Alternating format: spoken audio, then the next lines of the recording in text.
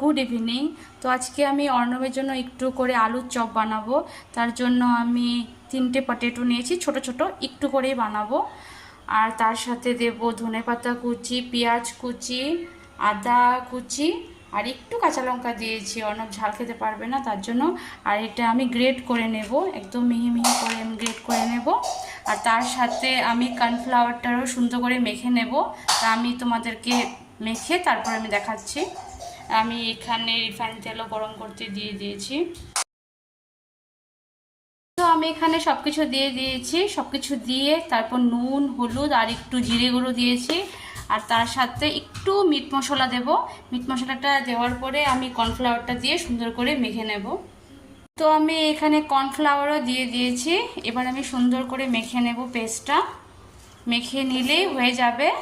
আমি গোল গোল করে একটুখানি চপের আকার করে দেব। আমি মেখে নিই, তারপর দেখাচ্ছি। তো তোমরা দেখতে পারো আমি গোল গোল শেপের মতো দিয়ে দিয়েছি।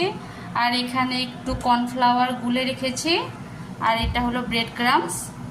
তো আমি এখানে ডিপ করব। এখানে ডিপ করার পরে এখানে উপর নিচ করে তারপর আমি দিয়ে দেব।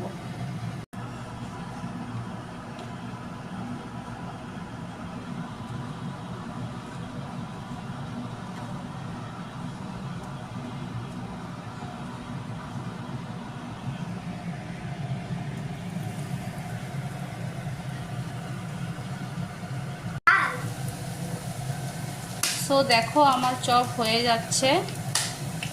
আর স্টিমটা একদম হাই টু মিডিয়ামে রাখবে, স্লোতে রাখবে না, কারণ চপগুলো ভেঙে যেতে পারে।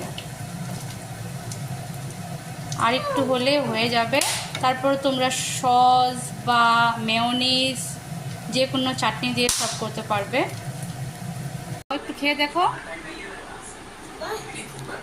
খেয়ে দেখো, খেয়ে দেখে বলো।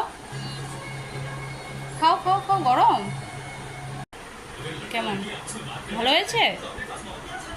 সবাইকে বাই বাই বলে দাও।